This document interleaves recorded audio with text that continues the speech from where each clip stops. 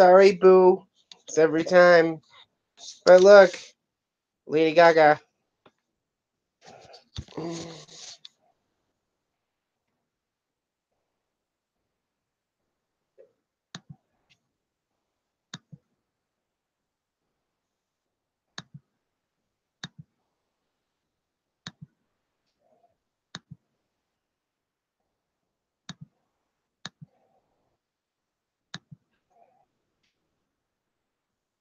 No. I saw Jen, though. I didn't hear her. She could have snuck up on me and murdered me in my sleep.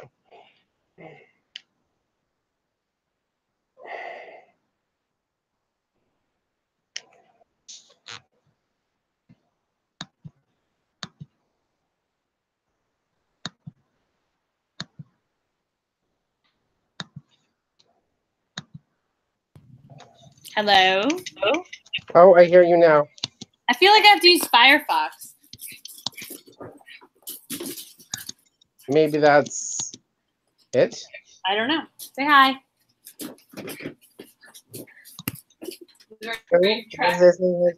Sorry, I was in my email for a minute. Was it Jen? It was Jen. Or do you not have the kids today? That's correct. You were on Long Island? We were on Long Island. It's my cousin's 30th birthday. Was your mom there? My mom was there. Justine was there. Did your mom match the gift wrap? Because I saw a picture of her in pink.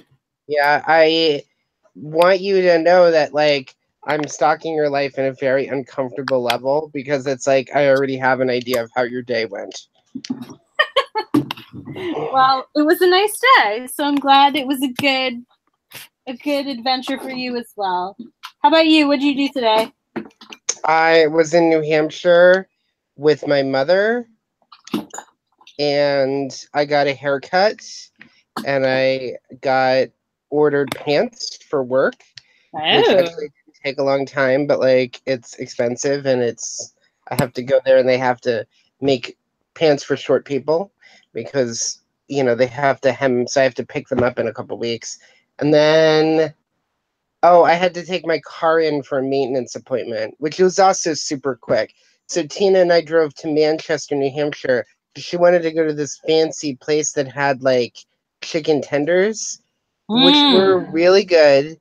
But then my favorite part was like I'm driving there and I'm following my GPS, and she's like, "That's the wrong way," and I'm like, we're using a GPS and it's a computer and it knows the way better than you do. So then we're like literally a minute away. She's like, this isn't right, Ryan. I don't recognize this. And then we take a turn on the street and she goes, oh, yeah, it's right there. So I was like, you're like this in my car. And we had to drive to a place a couple weeks ago. And I was like, you have no apologetic like anything. I'm very tired right now, but I was like, what, don't you feel bad that you were behaving in this manner, basically? No. Why would you feel bad? Doesn't bother. So then we're at the restaurant and she started, she was the bulk of my day because all the other things I did didn't take long. Like my haircut took 20 minutes, the car took 20 minutes, the pants ended up taking just a half an hour. So because there's this old lady who works there named Bonnie, who's great. Like I'm in, I'm out with Bonnie. I love Bonnie and my pants lady. So Bonnie can handle it. She's the fucking tits. So fucking we're there, and then Tina starts writing out a check, like when we're all paid and everything ready to go. So she's like, well, I gotta stop at a place on the way back. I'm like, were you gonna ask me? Because I drove. So it's like, were you gonna ask to stop at this place? Oh, no. Well, I didn't know. So we stopped there, and then I guess there was some sort of like fraudulent alert placed on the account. And so she was in there for like a half an hour, and I was on a timetable, if you couldn't tell from all my things. So she did apologize when she came out, but it was like, you know, it's Saturday when I drove you and you know I have all this stuff to do. Like, maybe don't stay at the bank for, like, screaming at the tellers for a half an hour. Like, this is not the time to do this. So, it was fine. After that, I just kind of drove her home. And then my dad was back, and he's like, he was golfing all morning, so, which was another reason why she was in such a fucking bad mood, because they were apparently supposed to take their cat in to get its claws trimmed. And my dad, instead of doing this with her, went golfing. So she was like fucking already like volcanoing out, like flipping out about it. And then my dad's like, "Oh, I thought you were gonna hang out." And I looked at him and I looked at Tina and I was like, I am gonna do two things and then head back because I want to see David before he goes to work. Sure. And by the time I got home, I watched the six episodes they have out of the second season of The Handmaid's Tale, and I was gonna was gonna watch like one or two, and then it was like, no, I had to watch the whole fucking thing. So I was up till like 3 a.m. So eventually, David and I did have sex, which was good. Then I fell asleep.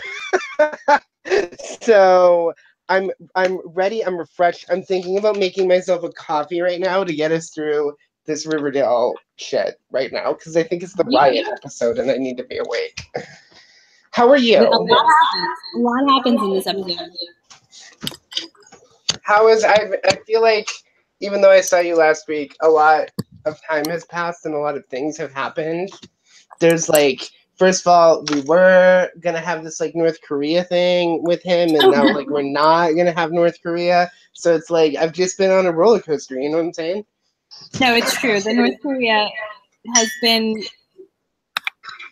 We've been there and back. We had the royal wedding. Did we talk about the royal wedding?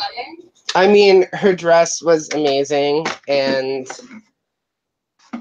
Bill Maher was just talking about Bill Maher that week about not caring about the royal wedding, and I was like, "Fuck you, Bill Maher." Bill Maher, it's okay to care about something that's nice. Like, you don't only have to care about shit that's horrible. Like, two cute people getting married, fine to care about. It's not a problem. It's not a problem for me. So why should it be a problem for? I don't know. I didn't get it. So he's a dick. He doesn't like nice stuff. He doesn't. I like his show, but sometimes he's very opinionated about things, and I'm like, calm down, sir. Calm down.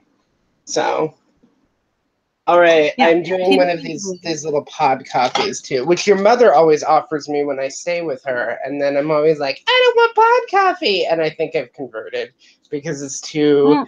I'm too fat and too lazy to go out and get coffee all the time. It's sad, Rose. My life has been morphed into this. But you actually don't need to get coffee more often if you make pod coffee. You just make regular drip coffee. That's true. We don't have a drip coffee thing set up, you know. What about a French press? Oh, you know what? I think we just found the Christmas present to myself. Ooh, you know what I want to show you though? Hold on. I should close the refrigerator door. So spoiler alert, I am making coffee now because I want to be awake for you. And I feel like I'm rambling, which might be good for podcasting, but I want to be like sharp. You know what I'm talking about? Catch all that Riverdale shit. So I got a watch because I lost my New York watch and I couldn't find it. It's not, I don't know why I'm like running in to show you this because it's not very special. But you know me and my swatches. I don't know if you do know, but I like swatches. Yes, I do. I went to the swatch store with you. I know. I actually go when I'm in New York now. So this is. Let me see. Stop moving it around. Sorry. Ooh, very sleek.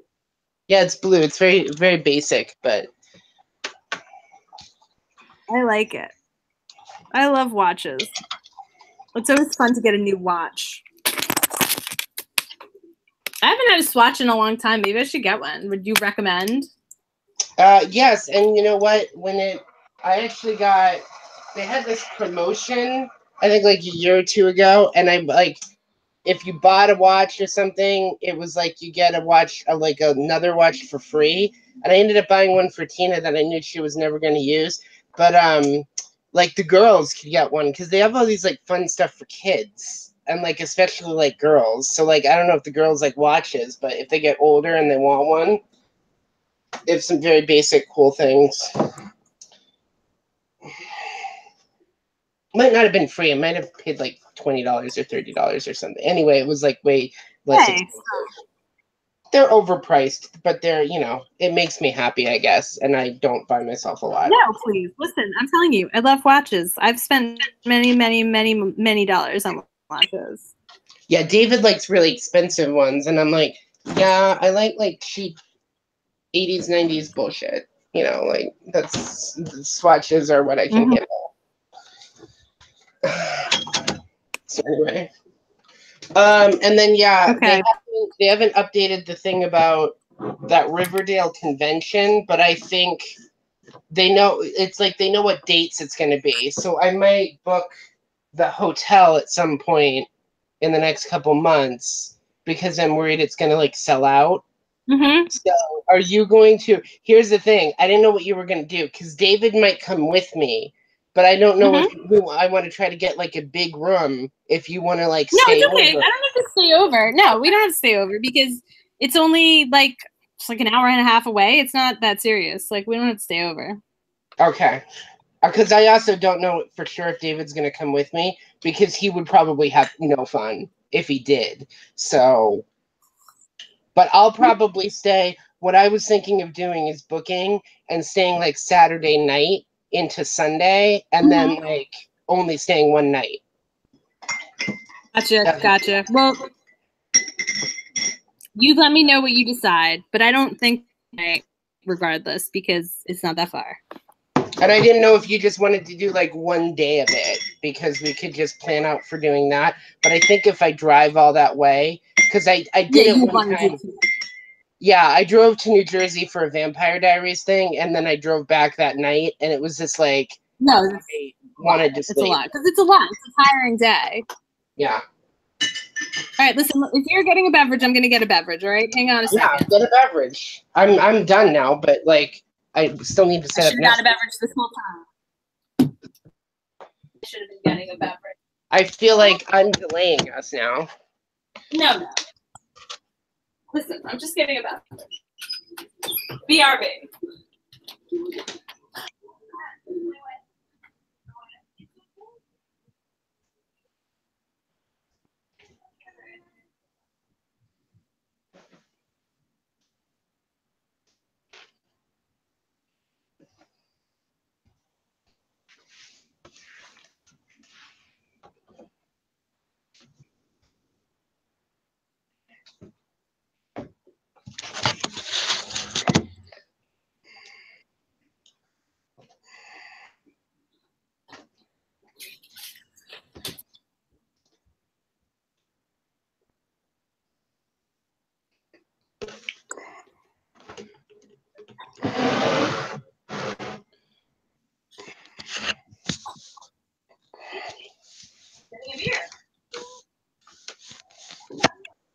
No, it's okay. Hello. Hi. Okay. If it's just you, you could stay here, but then it's far. Like, I don't know if you feel like going that far. If you drove there, you know what I mean? So, whatever. Well, I think it would be, thank you. And I thought about talking to your mom about staying there too. But then that's really far.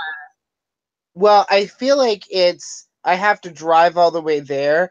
And really what I would like to do is park my car at the hotel and like not worry about it, if that makes sense. So, because I get... I got you. Your destination is that location. Yeah. And I think it's there was a hotel I stayed at for this Teen Wolf thing, and I have to check. It's definitely in the same block of hotels I stayed at before, but I'm trying to remember if it ended up being a Hilton. I think one of the hotels I've stayed at in the past couple of years has been a Hilton, because I think I have like the Hilton Honors or whatever the fuck they call it. So I'll check on that, and then I don't know. The experience I had at the hotel when I went to the Teen Wolf thing, the people at the hotel were like super nice. So It'll be good if you come there because I might like go with you and like leave the hotel, like at some point during the day or something. Because I really might, like, step that outside. Yeah. So I mean, we'll be busy with all the Riverdale shit, is what I really think, and it'll take up time. So I got you. All right, are you ready to talk about this fucking episode?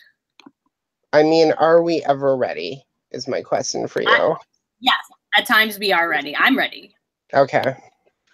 Okay, Ryan. Hi, Ryan. Hi, Rose. I am so excited to be here with you, constituting the podcast known as Pretty Little Recaps, to discuss Riverdale's Chapter 34, Judgment Night. It just starts with a bang. I mean, first of all, they have this like crazy recap to bring you back up to speed. You really need to know when you turn this episode is that Cheryl Blossom answered the door to a man with a hatchet. That is where we left it, and that is it begins. Well, what were your feelings? It was definitely Black Hood, right? Like hatchet wielding Black Hood, we can say. Had he ever killed anybody with a hatchet before? No, but now it's like it was thrown into chaos because there's like Black Hood and then Black Hood number 2. So we don't even really know which Black Hood we're dealing with, right? But either way, why a hatchet?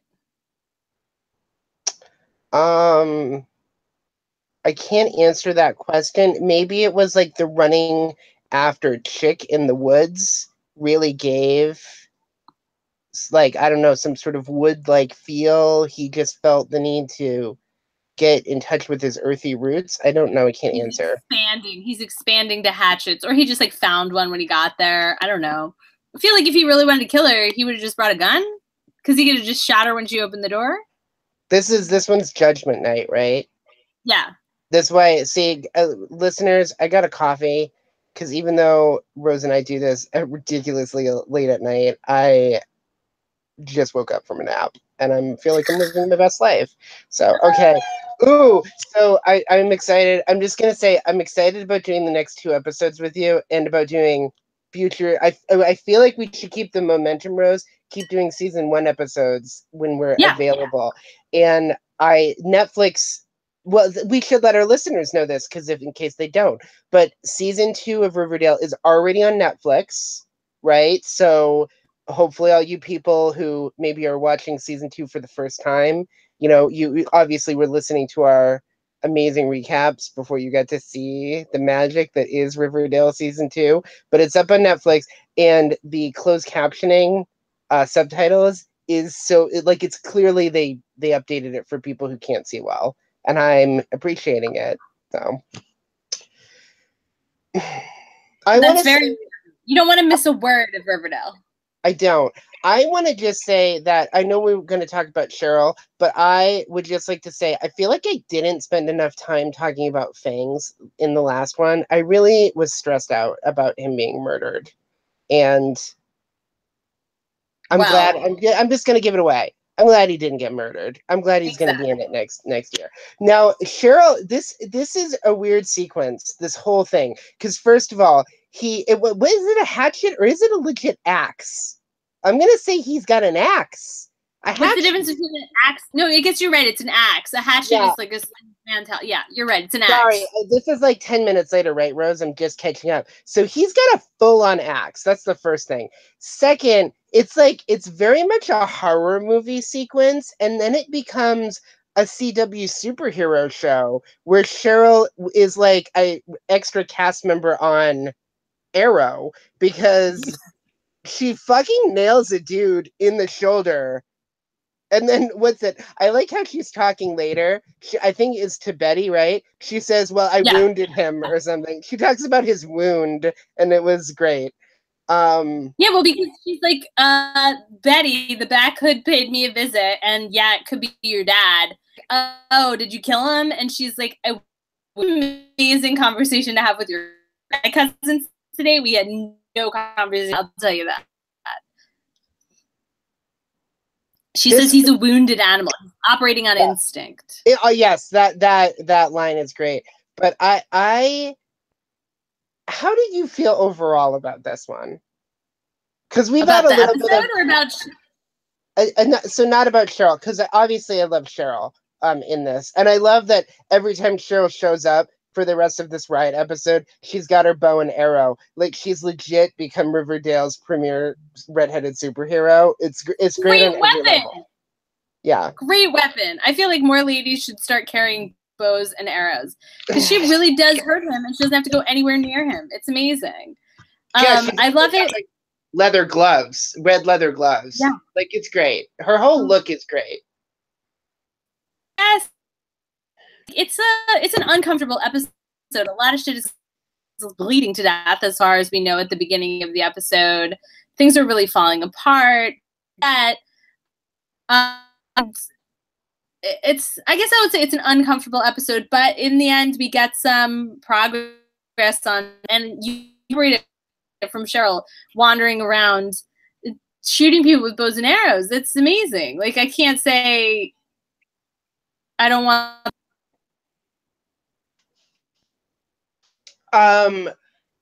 What?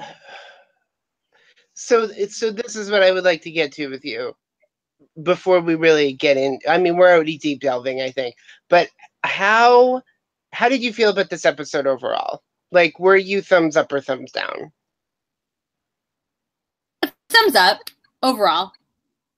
Okay, so I had some problems with it. Go ahead. So here's the first thing, because we have a problem. We have a separate problem that I have in the finale that we're going to talk about next week. But in this one specifically, this whole riot thing, the way that they structure it is that there's all these different things going on, and the characters don't have the information about where the other characters are, right? So, like, right now, first of all, this is just a bizarre sequence that, like, Fred, I always want to call him Luke Perry, when Fred goes upstairs and Veronica's about to do the walk of shame, right? She's just chilling in his like in Archie's bedroom because he already left to go, I guess, check out. Did he go to Pops? Is that where he went? I think they were on their way to Pops or the hospital, or they end up going to the high school. It's very confusing because everybody goes in many different places in this episode, which is part of the problem. So, and I'm right now with Hermione just chilling out with her gigantic glass of wine after the shooting. She is also living her best life, right? Let's agree. So you need to calm down after these hard, high energy events, you know? Yeah. The problem is that this is my problem, is that the episode presupposes a type of world where A, nobody has a cell phone, or B, everybody does because we know they do, and no one is checking it or responding to messages to let everybody know where they are. And there's all of these acts of violence that are routinely occurring, right? There's the ghoulies come back and sort of assault Pops. The serpents are tearing up the high school. The Black Hood is on the loose. He just attacked Cheryl.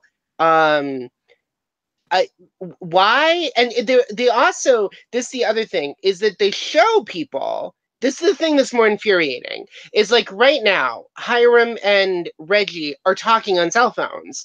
So then people are calling each other, but then they move to a different location and don't tell people that they've moved. So the other characters are trying to get to the other characters at the different location. And it drives me nuts. The whole thing drives me crazy.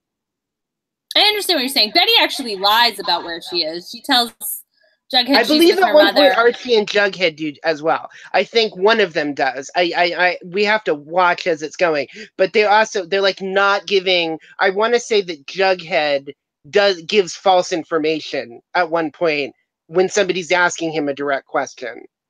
So that is stupid too, because it's like then they're like, don't come here, and then the character will go there. It's like, it's you know what I'm saying?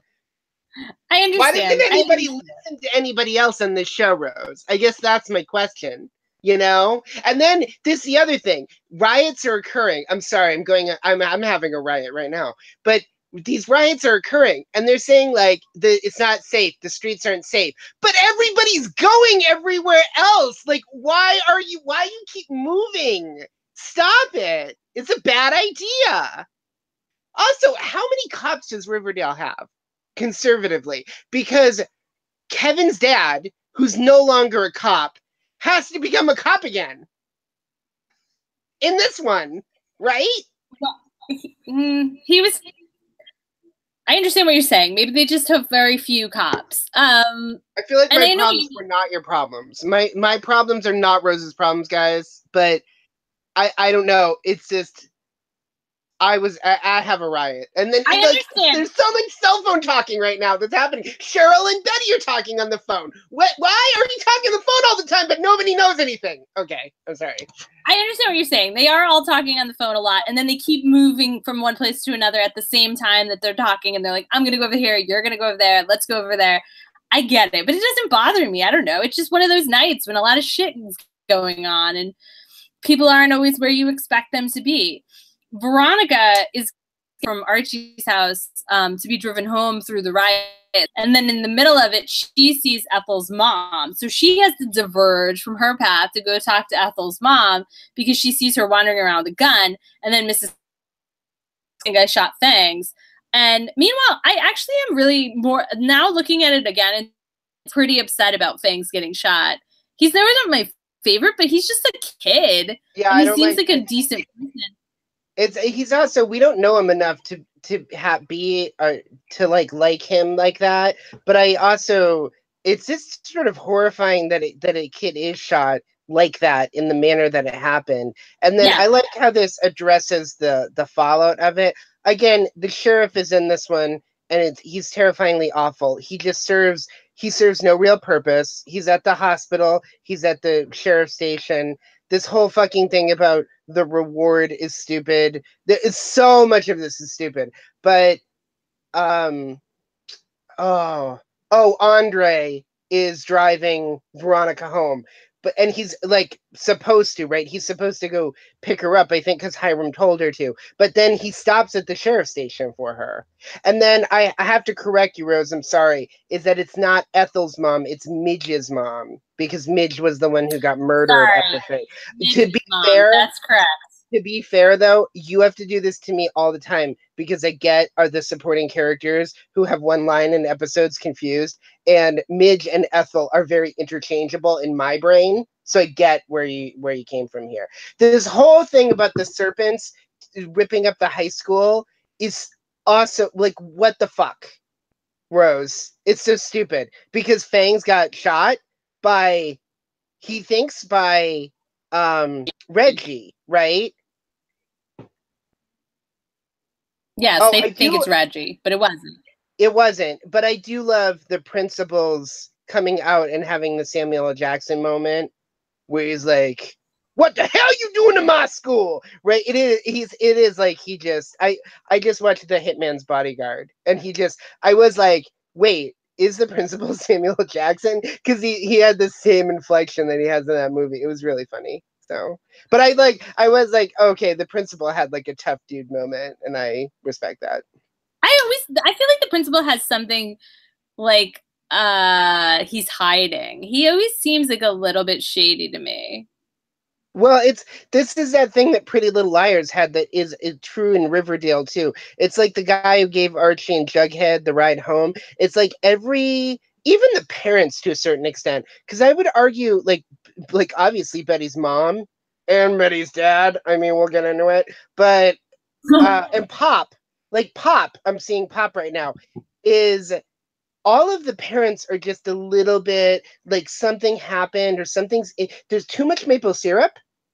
Maybe they put something in the maple syrup. You know what I'm saying? Like everybody is slightly off. Everybody like speaks a little strangely and is a little off. And it was like that whenever they encountered an adult in Pretty Little Liars, where it was like something about the characters being two-dimensional, or they were trying to be overtly creepy because I guess they want to keep you guessing as to what's happening or what's going on. I don't know.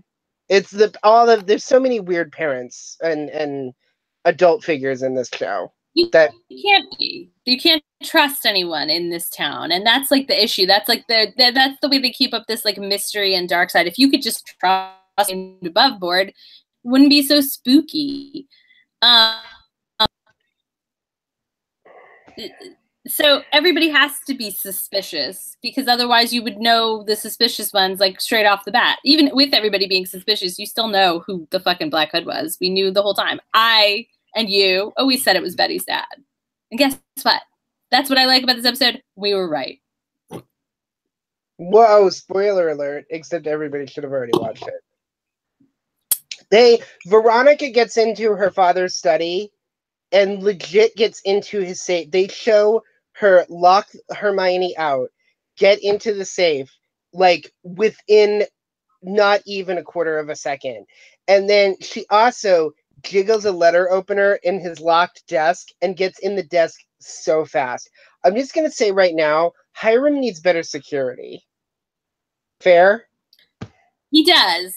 I mean, Veronica goes through shit all the time. Multiple times she's gone through his shit. So yes, he should probably have at least like a child-proof lock on that door. But I guess I don't know. If she can get in there, anybody can. Do you know who looks good in this one? And who has looked good in general is Moose. Moose has this thing, and I don't know if it's like maybe he's visually in this episode more, and I know there's a moment in the finale that I like with him, but he's got this thing going on where it's like he's got bangs in the front, and it really suits his face, I have to say. So maybe it's just a wardrobe choice, and he just grew his hair out a certain way. And I don't know. I like that Moose is in it and that he is like a supporting character. I was talking to one of my coworkers about this who doesn't watch the show, and she read Archie comics as a kid, so she's like vaguely curious about it. And then she was like, "Is Moose in it?"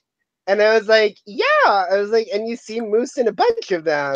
And then it's just funny that like Moose is somebody people would remember from reading the comic a long time ago. He's in the comic books all the time. Moose and Midge, they're part of it. Okay, so Betty goes home, and while she's cleaning up, she gets a call from an unknown number, and she's like, "Ooh, who is it?" Oh, lolly, lolly, lolly. Okay, keep moving. Turns out it's Jughead's dad. It's FP, and he's like, "Look, your dad's at the hospital. He's hurt badly." And it's like, "Yeah, because Cheryl shot him in the shoulder. He was bleeding all over the place." So that's one of the things that I really like about this, that like Cheryl's way of like attacking back is a way that will be traceable, kind of like it's not a lot of reasons to get shot in the shoulder with an arrow. You know what I mean? Like it leaves a mark. She struck back in a way that was going to be evidence, and I love that about Cheryl. And she's like really interested in making sure her cousin is safe. She loves Betty. Betty, like, she takes that family relationship seriously. She's like, "Cousin, be careful." I would. It is. I like it too. I like their dynamic whenever they're sort of together, or they're talking in the phone, or one of them confronts the other in the bathroom in a very sort of overtly aggressive manner. I like it when they're overtly aggressive with each other. But I will just say it's not entirely earned. I wouldn't call anything that we've seen in the show that would give us the establishment that Betty and Cheryl are friends. Like, I will say Betty went to the slumber party thing and like sort of supported Cheryl in a way that none of the other girls who were there did. And it's just, I will say, obviously I love that Cheryl and Tony are dating, but this is a weird thing that the show has. It's very much turned Cheryl into her own thing this year, more than in the first year, because we can sort of look back on all the episodes now. But I would like to see them try to find connective tissue in the third year between Cheryl and some of the other characters, where it's not just them talking on the phone or them interacting at school.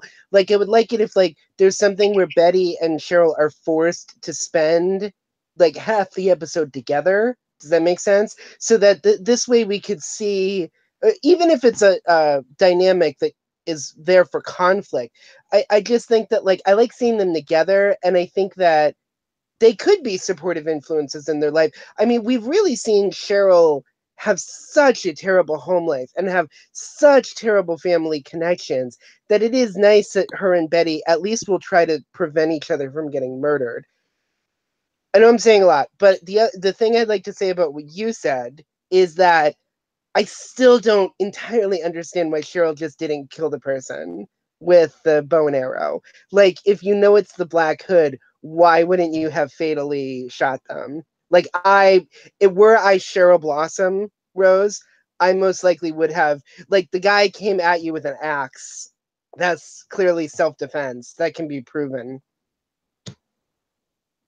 I understand what you're saying, but she may not have wanted to kill somebody. Yeah, like, but that's okay. She doesn't have to want to kill people. We never get the sense that she would be averse to that. I think. I guess she's a kid, right? So what are you gonna do? People don't generally wish to take another human life if it's avoidable. And it is her relative, and it is her cousin's father. Like, that's what I mean. Like, I don't know that she doesn't know that. She doesn't know that, though. She strongly suspects it. Yeah.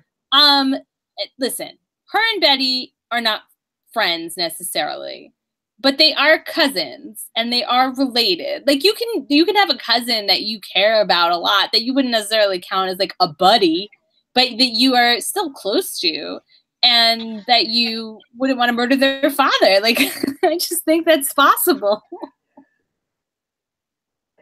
Okay. The fact that the Black Hood murders the doctor is so upsetting to me. It's so unnecessary. Exactly. He's lost control. He is on a spree. And I think that's because it's you know, the walls are closing in on him. He feels desperate. He's lashing out. It's not a logical decision at this point who he's attacking. So Betty walks into the hospital to try to see her father there, right? And she walks in, sees the murdered doctor, and then the phone next to the dead body starts ringing. So my question is, was her dad continually calling the hospital just hoping Betty would pick up? Because there's no way that he would be able to tell exactly when she walked into the room, right? Because it's not a cell phone. It's legit a landline in the hospital bed that's next to her. Well, maybe he saw her. Maybe he knows where she is. Like, maybe he's in way. I don't know. I don't I understand what you're saying. He's just like calling every two Betty there. That's one thing. Oh, and then the best part is that he's like, I'm here with your mother. And then Betty rushes home, and like Alice is legit just like sitting down on the couch for a cup of tea. She's like, no problem. Let's just talk very quickly about Penny's return, unless you want to continue on a particular topic. But let's just say Penny returned and has the cutest, most chill kidnap victim I've ever seen in the show. One Miss Tony Topaz, whose hands are tied, but you'd have to really look at the scene. She's not stressed out about it, and legit just chilling. Like, I think if somebody was gonna slit her throat, she'd be like, yeah, fuck you, bro. Like, just not stressed out about it at all. Do you think it's because she's got a strong woman in her corner with a bow and arrow, and she knows that like some shit is gonna get fucked up? Like, why do you think Tony is not concerned more? I think that she. Oh, hold on. I'm getting feedback. Hold on. It's okay. She doesn't look unconcerned. She looks somewhat concerned. She looks a little tense, but I understand. I think she really doesn't think Penny's gonna kill her. She just wants Jughead to get over there. Do you think Penny would have killed her, or Penny would have killed Jughead, or I see Penny as a villain. No, okay. I think she's a villain, but I think she works through the courts. I think she works like in other manners. I don't think she's like trying to just murder people straight up, especially teenagers. She's a lawyer. Like, why would she, like, not that lawyers never could murder somebody, but like, I think she understands that there's a great risk in killing somebody, and you probably wouldn't do it unless you absolutely like needed to do it to accomplish your goal. And I think she can accomplish her goal without murdering anybody. I think her jacket and her hairdo do not really scream like you're going to be respected in court. I'm just going to say she does not. They establish she's a lawyer in the first one we see her in. And then really she's been the leader of a drug empire every other appearance, right? So I understand she's crossed over, but I mean, I just don't think that Tony thinks she's really going to kill her. And it's funny because the whole thing is that she kidnapped Tony because she thinks that Tony is Jughead's girlfriend. And Jughead's like, I'll come save her, but she's not my girlfriend.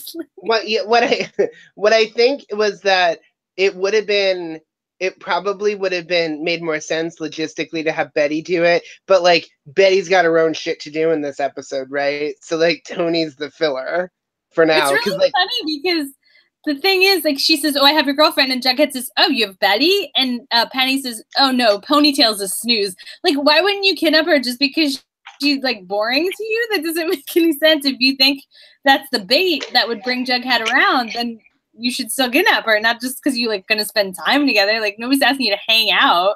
She's your kidnapping victim. So I thought that was kind of funny. I don't want to solve plot holes for Riverdale, but I will just say that Tony was there the night that they cut the tattoo off of Penny's arm. Yes. So I think maybe part of the motivation for that might be revenge on Tony as well. So. Yes, I agree. Like, I really thought Tony spends all his time with Betty, and he doesn't hang out with Tony. Like, he hangs out with her as a friend, but he probably doesn't hang out with her more than anybody else. Like, it doesn't make any sense that she would believe that. But whatever. It's fine. As long as Cheryl comes to the rescue, I don't care how we get to the setup. That's fine with me.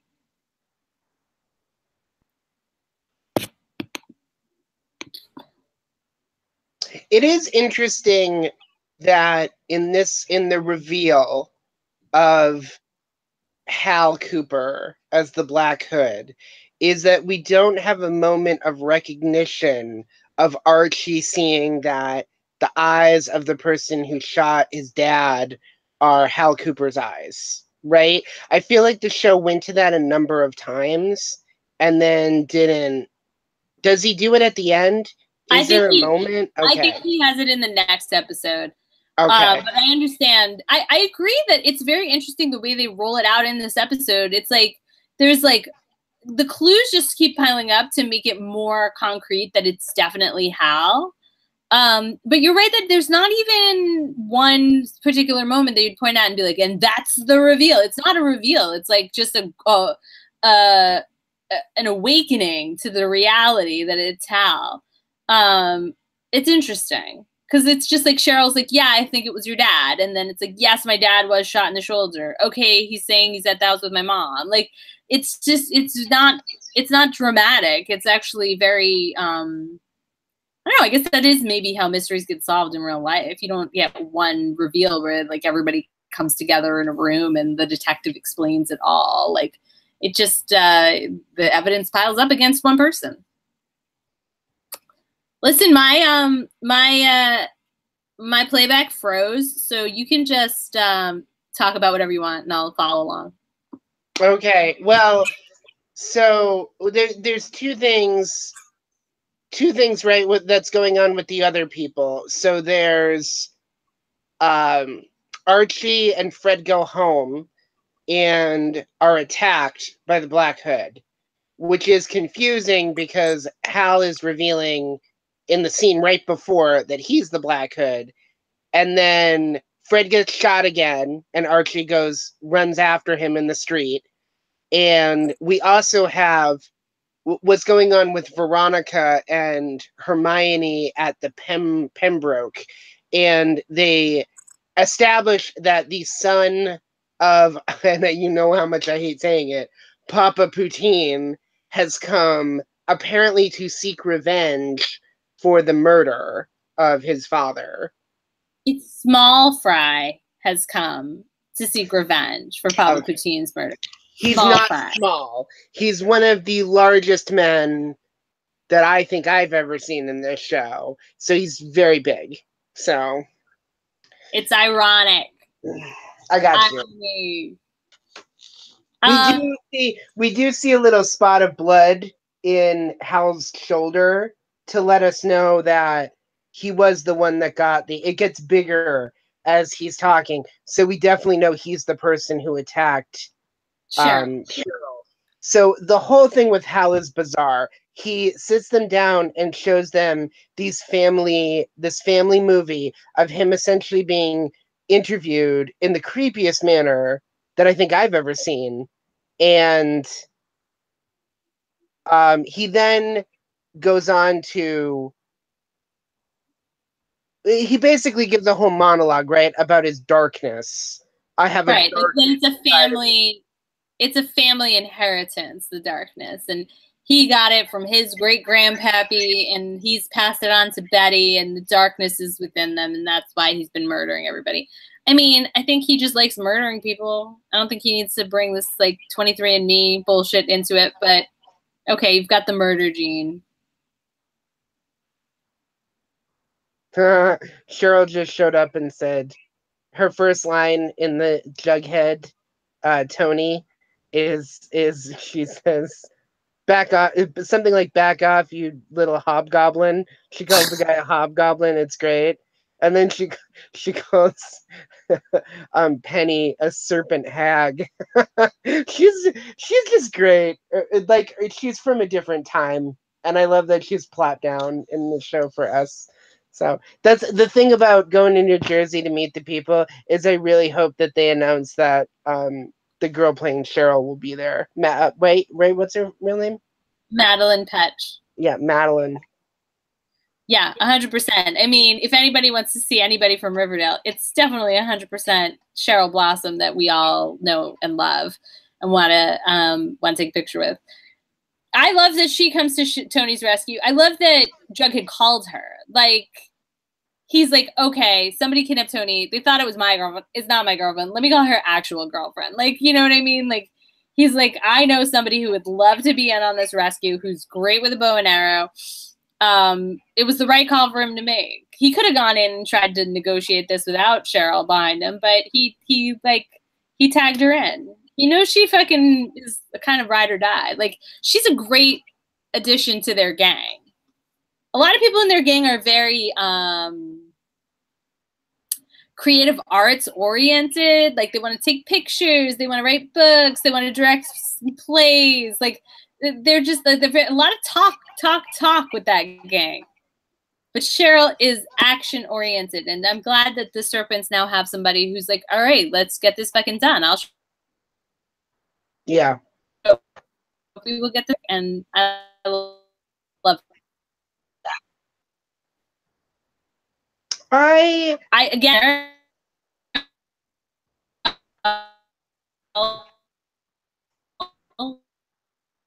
I mean, when somebody fucking saves you from somebody who said they're gonna fucking.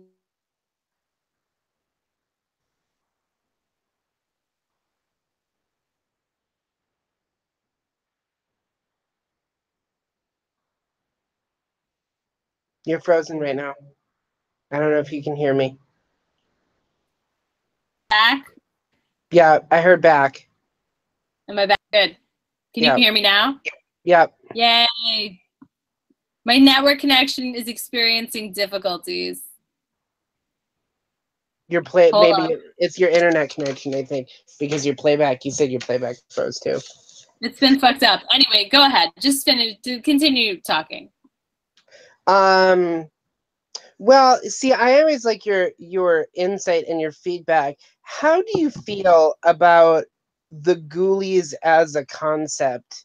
And also, the only one we really get is their leader, who gives us a lot of eyeball work in this episode. He does a lot of like when Archie is throwing the Molotov cocktails off the roof, which is great. I always love it when anybody gets on the roof of Pops. Usually it's Josie with the musical number, but I didn't mind Archie getting up there and like there's clearly like it was in post-production CGI flames. Those Molotov cocktails get some real bounce. They really get up in the frame. But he is giving this like I'm doing it for Rose, guys. You can't see it, but like a lot of like oh like that, and it's I guess I want to call him like the weird eyeball guy. I don't know. I think he has a name, and it's who cares really. But he shows up again, and he's sort of the Penny's lieutenant, I guess. It seemed like Penny always had a pre-existing relationship with the Ghoulies, which makes me feel like her loyalties were never really with the serpents to begin with. That's what I feel, right? I feel like Penny's out for herself. You know what I mean? Penny was always looking out for number one. And also, I think that the Ghoulies have to come back up as an antagonist in the story, because now the serpents are like the people that we're rooting for, right? The serpents used to be like antithetical to our group, but now Cheryl's in the serpents, and Betty's dating a serpent leader, and everybody's wearing their little serpent jackets to stand up for them at school. So if we don't have another group to be the enemy, then there's no antagonist. The Ghoulies have to be the bad guy. Yeah, that's true. They've made the serpents kind of like heroic, right? So they can't really be like a bad guy gang anymore. I love Alice trying to distract Hal so Betty can clobber him with their fireplace equipment and the eye work that Alice gives. But it is funny that I would just say normally you get a reaction when a wife would find out a husband is a serial killer, that she'd be horrified and or surprised, or Alice takes it very much in stride and figures out what I would call a very Betty method of getting out of that particular murder situation, right? Because like I feel like Betty would have done the same thing if she had been in Alice's place. Like Jughead was a serial killer or something, she would have given eye work to their daughter on getting something from the fireplace. Listen, Alice and Betty are a great mother-daughter team. They really are. And I love how Alice is still disdainful. Like, her weapon against him is disdain. She's like, you can't do anything right. Like, not even be a serial killer. Like, she's got quips, she's got lines, she's got dismissive. The show itself it almost makes fun of itself, because they're like, she's like, why did you shoot Fred then? And he goes, because he's an adulterer. And then she goes into the fact that he banged Penelope and then she banged FP. And it's like, you know? She's like, yeah, so's everybody. And I did love that she confirmed that she and FP got it on. That was a nice little, you know, I mean, we suspected it strongly, but I'm glad that she gave it a nod and didn't let it pass. She took this opportunity again to like really be shitty to her husband, who's like, I'm gonna murder him. She's like, please, you're a piece of shit. I love it. I love it. Her disdain is really classic. What else? What else? You're the one watching this program right now, so you tell me. Well, so Small Fry comes calling on the Pembroke and encounters Andre in the lobby. And he is just, the problem is that he's 11 feet taller than Andre, who's already a pretty tall man. Really tall. And I'm just going to say, you know how I feel about Andre. I like me some Andre with his one line in the episode. I do not know if he survives. They do say that there's another dead body in the thing, implying that Andre's dead downstairs. He is in a pool of blood. But I feel like we also saw Fangs get shot, and then find out that Fangs didn't die. So the guy who plays Andre did Instagram a picture of his own death and said, "Is Andre really dead? Find out next year on Riverdale," which makes me think like he is coming back. So we'll see. I also don't think they would spend all this time like setting up Andre and not continue to use him. Like, he's a tool for the lodges and he can, you know, do work for that. I don't think they would bother to make him a character and then just kill him off like right away in a not important, you know, way. Like, again, I feel like they have use for Andre, like they have use for the Ghoulies. Like they're just setting this stuff up so they could use it in the future. So I don't think Andre's really dead. I'm wondering if we ever will find out what happened to Agent Adams. Remember the FBI agent who like flipped, who like was part of Hiram's goon squad, one of his two guys, and then he left? Because I'm curious as to like, it seems like he went to another rival mob boss or something, but you know, with the establishment, they kind of established that Hiram is building this network, like a Riverdale underworld, a Riverdale underworld, right? And so clearly, him and Penny have been in communication and are in league together now. I will say, Hiram partnered with Penny gives Hiram more of a villain vibe than he had before. He comes across at the end of this one as more threatening and more of a problem, I would say. And I mean, we love Penny because she was in she was Livewire and Supergirl, but I also loved her as sort of the junky, crazy werewolf chick in True Blood. That was really why I remember. I always want to call her Debbie because that was her name in True Blood. But I like the actress that plays Penny. I like her in the show as an antagonist because I do feel like the writing with her has kind of been a little bit uneven. Like they didn't exactly know what they wanted her to do when they got her here. And now she's very clearly like a nemesis of Jughead and a villain for the rest of the characters to try to you know, fight, I guess. And so I don't know. I like her in it. I hope she's in it more next year. I hope they kind of bring her back and we have her in a recurring method. It would be nice to see them tie in her lawyer stuff. I would just say, like, I would love a courtroom battle between her and Josie's mom. Ooh, am I wrong? Right? I'm telling you, this is why we need to be consulting writers on the show. Wait a second. One of them needs to be like, I guess in civil court they could face off, but if it's like a criminal trial, then one of them would have to be representing the state. Like one of them has to be the district attorney. Yeah. So I guess that would have to be McCoy.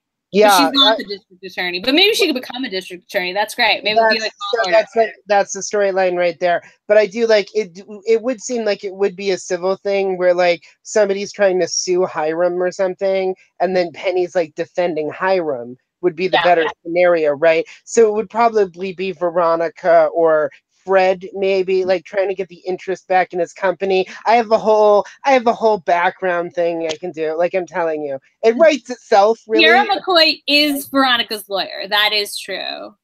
I mean, I like Penny. I think that she's a good actor, and I think that she is. I mean, Mark Consuelos is a fine actor. But he doesn't bring that, like, deep suspiciousness. Like, he's just, like, a certain kind of person. You're like, yes, he's a bad guy. He's the bad guy with all the money. But he doesn't bring that, like, flair to it that some of these ladies do. And that's why I think Penny's a good addition. I'm glad he's also got Penelope wanting her brothel. He's bringing, like, some more chaos into his world. His world is too, like, oh, I'm in charge. I have all the money. Like, I can manipulate everybody. Him pairing up with these more chaotic, villainous elements, I think, is going to be more fun. Because otherwise, it's just him and his boner for Archie, like, pushing everybody around with money. And that's not as fun as, like, crazy, you know, manipulating I don't know, brothel owner. You know what I mean? Like you need that more, like I said, a chaotic element to the villainy in Riverdale, because that's what makes it exciting. Well, so what happened with Hiram, and I mean we'll probably talk a little bit about this next time too, but is it's the same criticism that a lot of people I feel like have of like the superhero movies, right? That keep coming out, which is that in order to establish the motivations and I guess like story of your bad guy, you start presenting the bad guy in a way that makes their motivations relatable and makes them on occasion sympathetic because you're giving background information. And like to a certain extent, Hiram is doing what he's doing for his family, and he was put in prison, and we never really get the story of why Hiram went to jail in the first place. So it's like, was it Hiram's fault? Like, we know that it was, I guess, ostensibly, but my problem isn't that I find Hiram relatable. That's not my issue. I don't find him relatable. I'm just saying I think he's kind of boring sometimes. That's what I'm talking about, is they make him as a fully formed character and a person. And Penny works better as a villain, I'm just going to say, because in a way, we don't know what her home life is. We don't know where she's living. We don't know if she's going to get reconstructive surgery for that tattoo. We don't know enough about Penny to be invested in like her, like if Penny is a boner for like someone else, like Hiram has one for Archie, we don't know. And I think that not knowing I would argue makes her a better villain.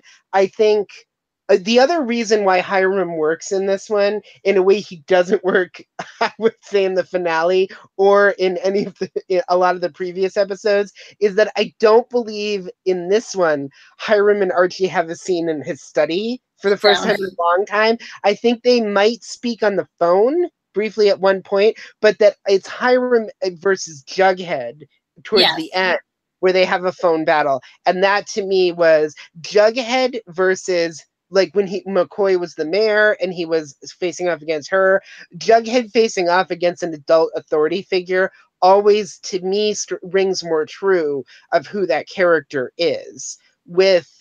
I don't know. It's like Archie he's stupid. He's stupid when it comes to Hiram. And Veronica is also stupid when it comes to her father, too. But I'm going to talk a lot about that next. Okay. All right, Hermione kills somebody. We didn't talk about that. She shoots that small fry guy so many times in slow motion. And I don't know how you felt about it. I felt great. She's a short woman facing off against a very tall man who, by the way, really likes to kick doors down and kick things in. He kicks 2 doors down at different points. Rooms. That's it.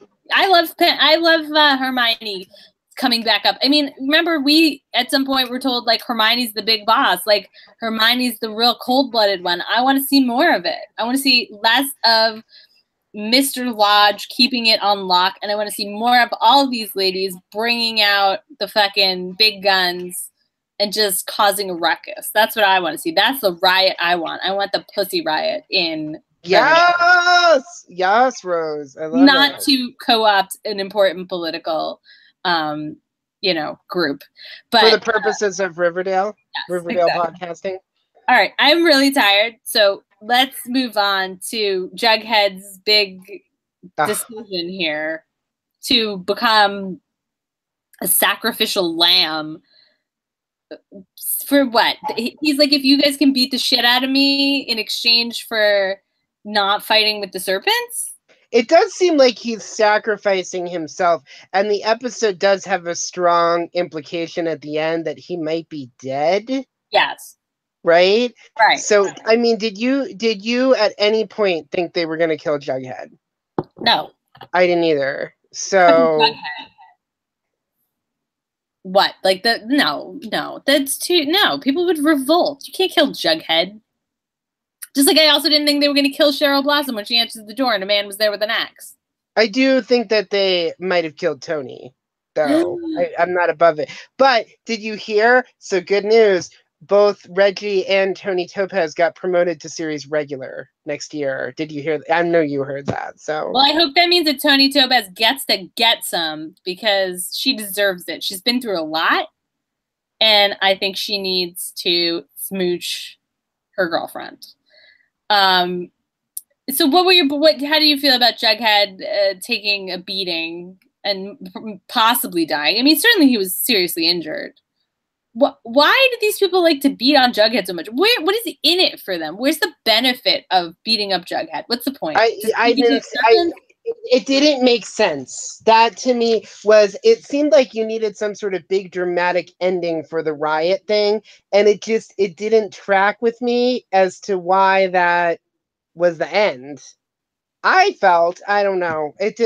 And then it was, he's clearly not dead. I guess, he was trying to save the serpents or whatever. And then, again, we'll talk more about it next time, but like we find out that he really kind of didn't in a weird way. Like that the whole thing was kind of disrupted and that they kind of were not really in a good state, when he wakes up from all of this. So I don't know. It's trying to unpack what the motivation was. He talks to Hiram and he's like, I'll offer myself instead. And I forget, were they going to like beat up his dad? Was that the thing? I forget, or murder his dad. I don't know. There was a reason why he offers himself, and it's stupid. It just doesn't make sense. It's like, why is Jughead the leader of the Serpents? And he's like in high school, and there's a lot of problems with his thug life that just I don't get it either. I didn't really care for this one. I'm just gonna say that. We do have to answer if it was a Betty or Veronica episode. So that's always one of our closing music. Oh, and we have to have the gayest moment of the episode too. Okay. The gayest moment of the episode was, what would you say the gayest moment of the episode was? Do I always have to go first? Because I feel like what happens is I tell you my gayest moment and then you find a problem with it. Okay, no, I'll say my gayest moment. My gayest moment is when Cheryl Blossom fucking busted out of her window and probably just dropped down to the ground, put a special hood on. She took time to get that hood on. Yeah, she got dressed. Shot a man in the shoulder with an arrow who was trying to murder her. And he was her uncle. And she was like, fuck you. I will do this. I am a strong woman. I know my worth. And I will not allow you to murder me. And I understand that feminism is not a lesbian thing. But Cheryl Blossom is both a woman-loving woman and clearly a strong woman, and I just think that was a great moment in her depiction. She just did not let him scare her. I mean, she was scared, but she was like, I'm not getting murdered by you. I'm just not. And I love that. And then she can ride to her girlfriend's rescue later. It was like such a big night for her.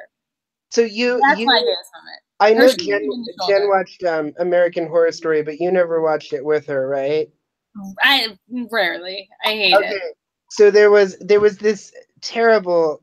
It was at the hotel year where Lady Gaga was in it as a vampire, and you find out she made Angela Bassett into her lesbian lover vampire. But in the 70s, this woman was like a blaxploitation movie star, and they do this whole like sort of homage to Pam Grier's. Like all I wanted was Angela Bassett in like this made up movie that she was in. But there's this part when a guy comes up behind her and he has got a shotgun and he goes, "Get on your knees," and she goes like this. She goes, takes out her hands and goes, and like puts them behind her head, and then takes out a knife from her afro and throws it on him. And then as he falls down a banister, she goes, "I get on my knees for no man."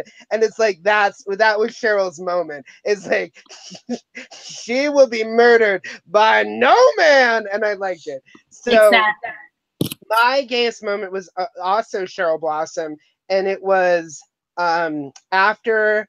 It was right before you find Jughead's bloodied face and everything.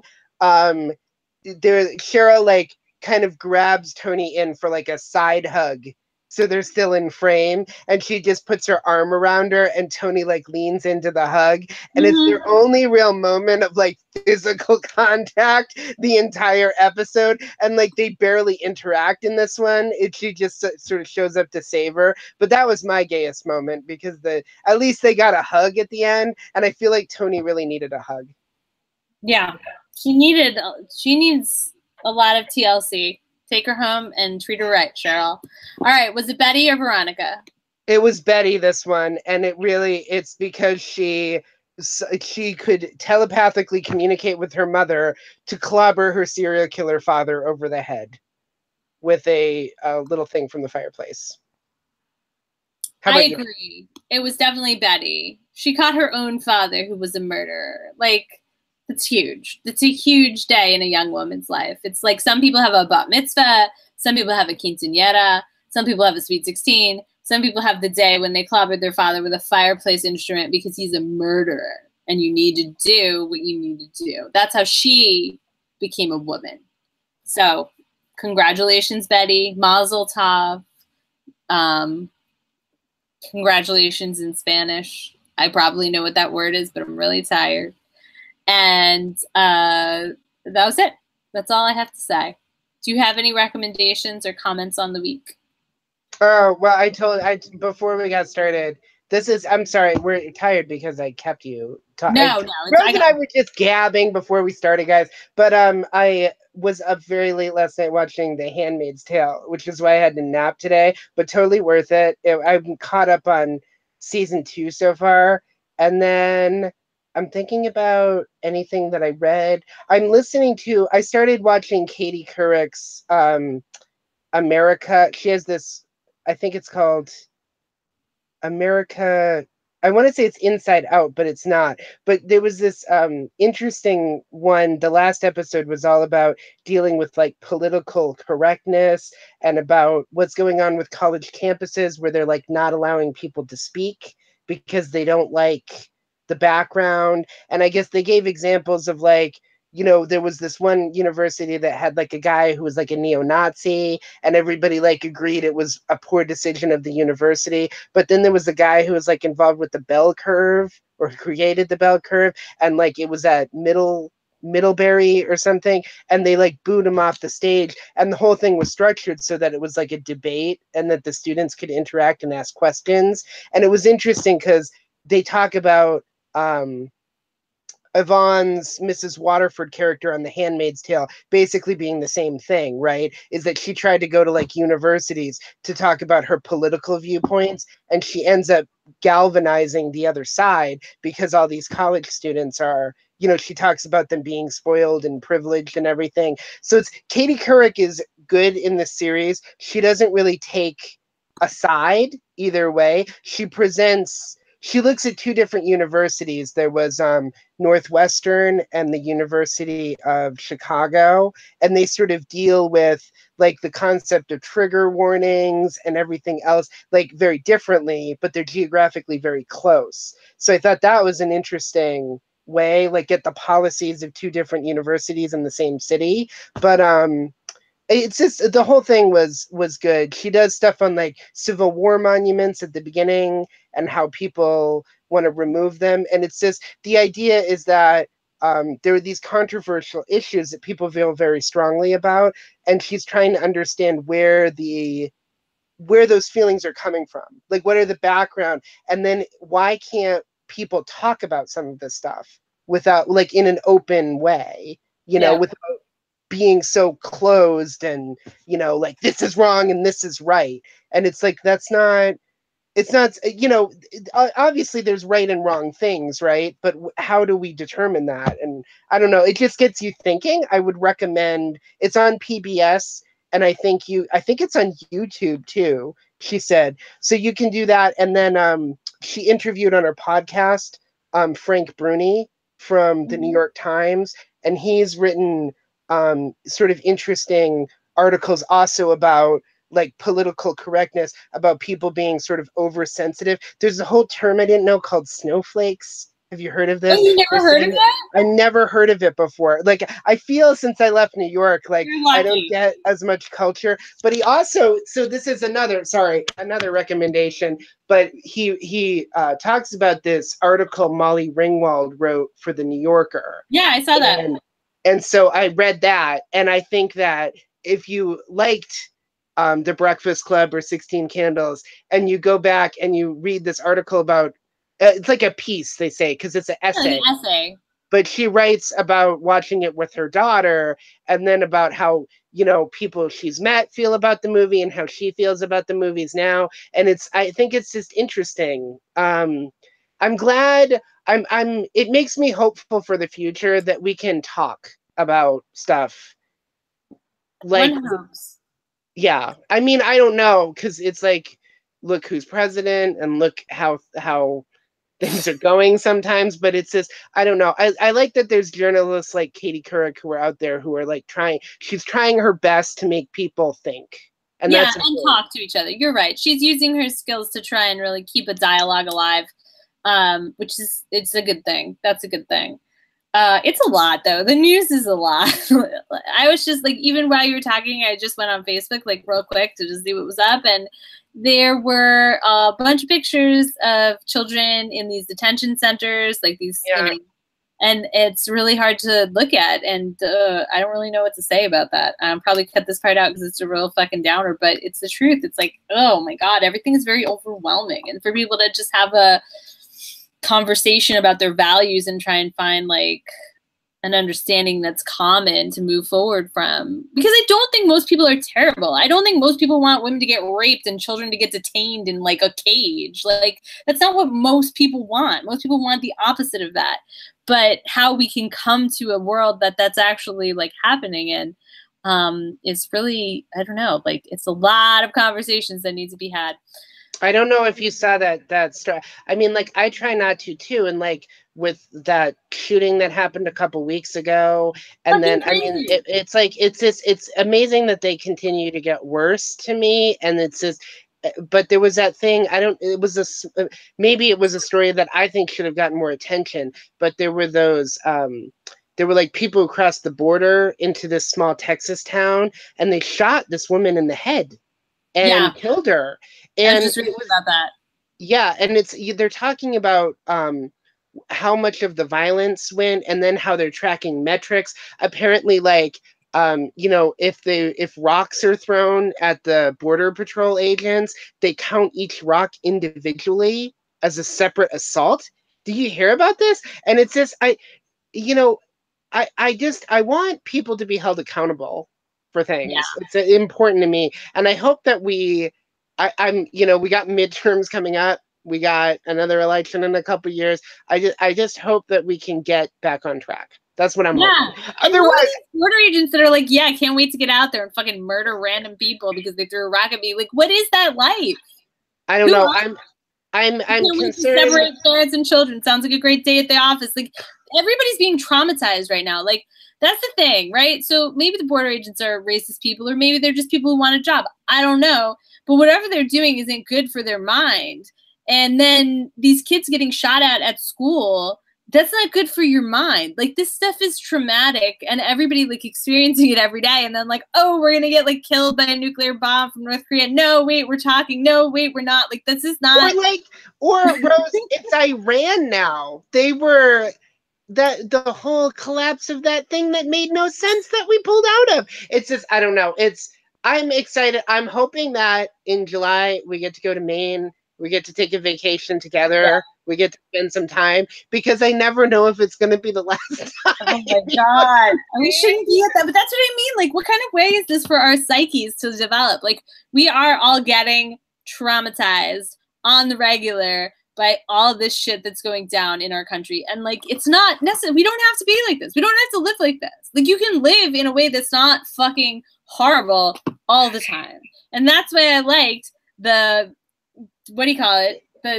royal wedding, because I was like, look, it's an American person who doesn't make me want to like tear my eyeballs out when I see her on the news. Like, she's just a nice person doing something positive and contributing to the world in what seems to be a good way, and somebody loves her and everybody's smiling, and this is okay. Like, we can have an okay experience of our identity as Americans. It doesn't have to be constant, horrible, traumatizing murder and just fucking bad shit. Like, it's bad. It's bad, and we need to just know that that's not who we really are. Like, I truly believe that most people are not into that shit. Most people are not terrible.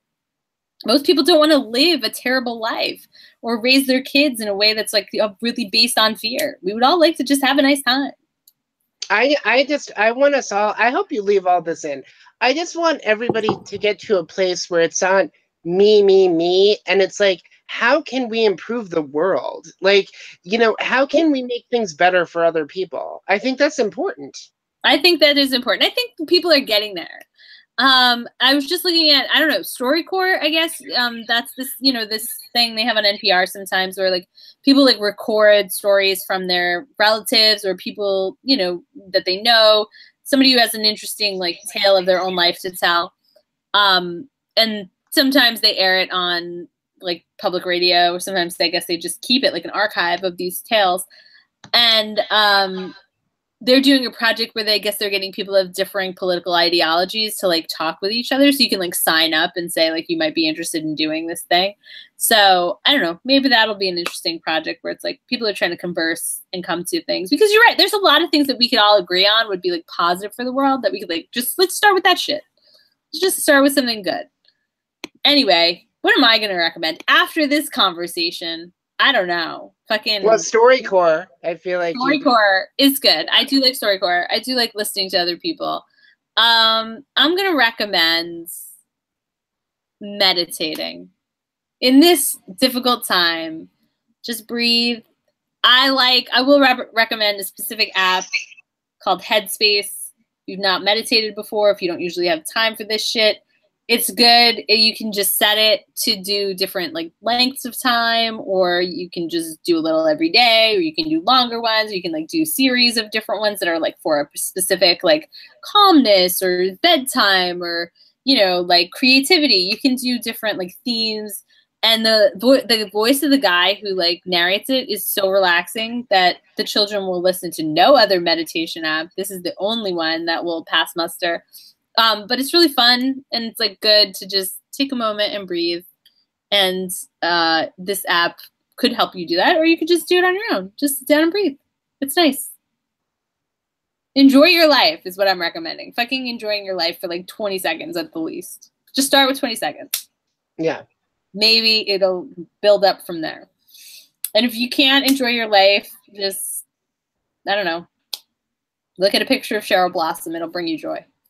All right. Good night, Ryan. It's so late. Good night, Rose. Thanks for staying up with me. I'll talk to you later.